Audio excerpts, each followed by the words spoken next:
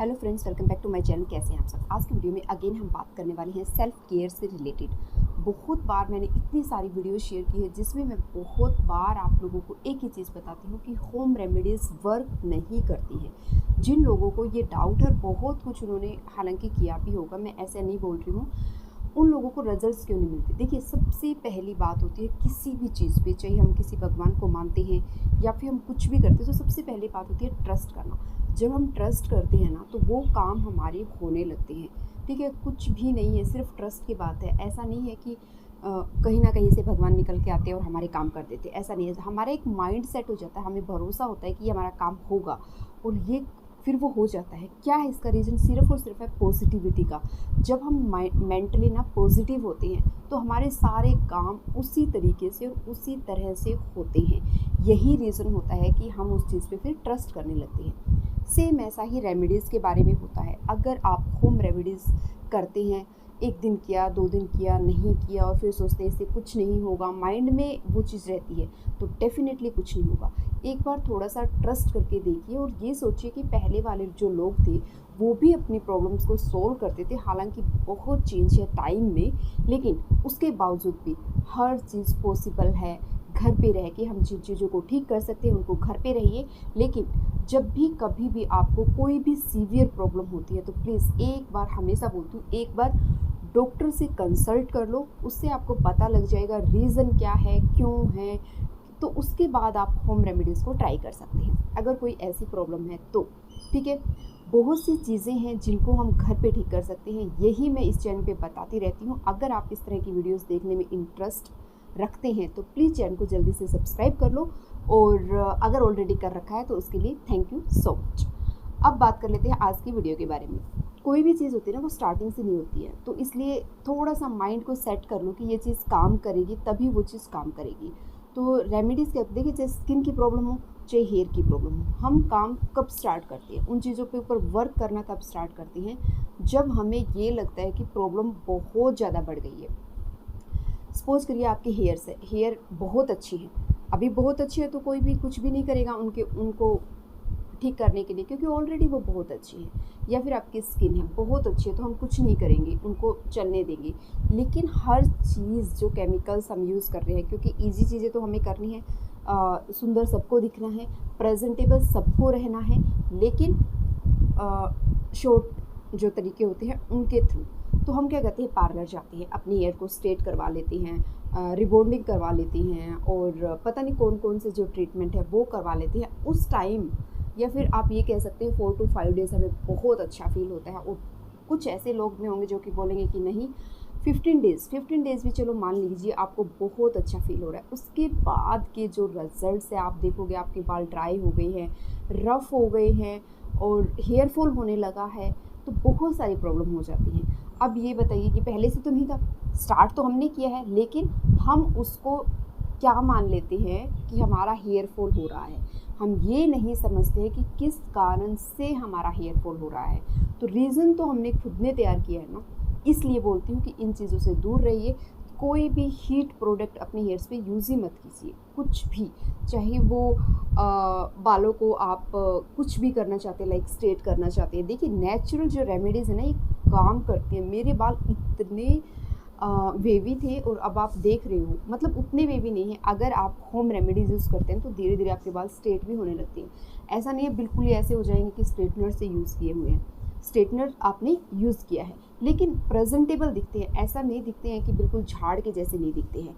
लेकिन जब पार्लर में जाके जब हम कोई ट्रीटमेंट करवाते हैं तो उसके बाद हमें जो प्रॉब्लम आती है ना, उसमें फिर एक नहीं आती है, बहुत सारी प्रॉब्लम्स आती हैं। तो प्रॉब्लम्स की जड़ भी हम ही हैं और उसको निकालने वाले भी हम ही हैं। इसलिए बोलती हूँ थोड़ा सा थॉटफुली काम करेंगे तो इन चीज़ों की तरफ नहीं भागना है। मैं देखती हूँ लोग इंजेक्शन जो है ना वो ले रहे हैं अपने हेयर्स में, उसको ग्रो करने के लिए। समझ नहीं आता, जब नेचुरली इतनी सारी चीज़ें हैं। देखिए, वो चीज़ एकदम से आपको रिजल्ट्स देती होगी, मुझे नहीं पता, मुझे तो लगता है कि रिजल्ट्स भी नहीं मिलते होंगे, लेकिन अगर मिलते हैं तो मैं कह रही हूँ इतना तो वो पेनफुल होता है। उसके बाद पेनफुल के साथ साथ कॉस्टली भी होता है, और उसके बाद वो जो इंजेक्शन या जो भी ट्रीटमेंट आपकी बॉडी में दिया जा रहा है उसके और साइड इफ़ेक्ट क्या होंगे ये हम उस टाइम पे नहीं सोचते हैं। इसलिए बोल रही हूँ थोड़ा सा सोचो फिर काम को करो।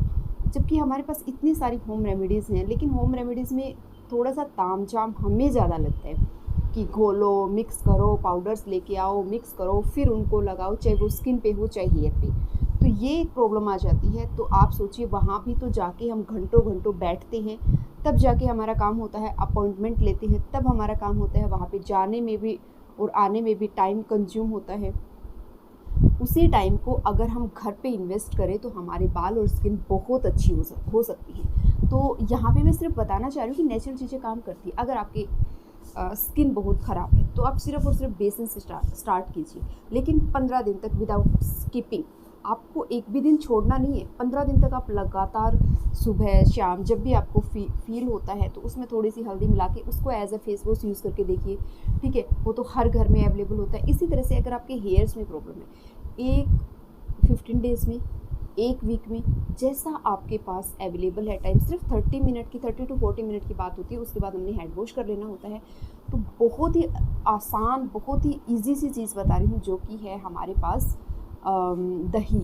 दही हमारी स्किन के लिए, हमारे हेयर के लिए और हमारी हेल्थ के लिए भी बहुत अच्छी होती है। तो आप इसको बालों पे भी लगाइए, स्किन पे भी लगाइए और खाइए भी, और देखिए इसके रिजल्ट्स कितने अच्छे हैं। वहीं जो ट्रीटमेंट लेते हैं आप उसको खा के दिखाइए, जो कि यहाँ नहीं लगाना, आइज़ के पास नहीं लगाना, यहाँ नहीं लगाना, और इतनी देर लगाना है। इसको अगर 30 मिनट बोला जाता है लगाने के लिए, और अगर आप 40 मिनट भी लगा लेते हैं तो कोई साइड इफ़ेक्ट इसका नहीं होगा।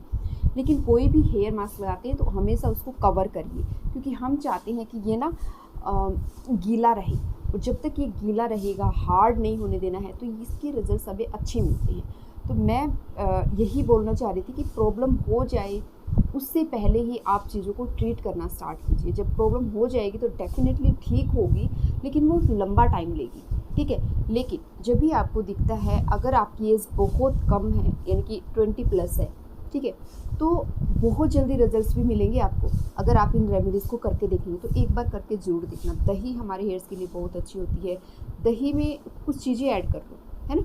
हेयर मास्क जो हम बनाते हैं, जैसे कि आंवला पाउडर हुआ, ये आप ऐड कर सकते हैं। लेकिन मैंने जो इस मास्क में ऐड किया था ना, मैंने दही लिया था, दही को फेंटा थोड़ा सा, उसको लस्सी के जैसे बना दिया।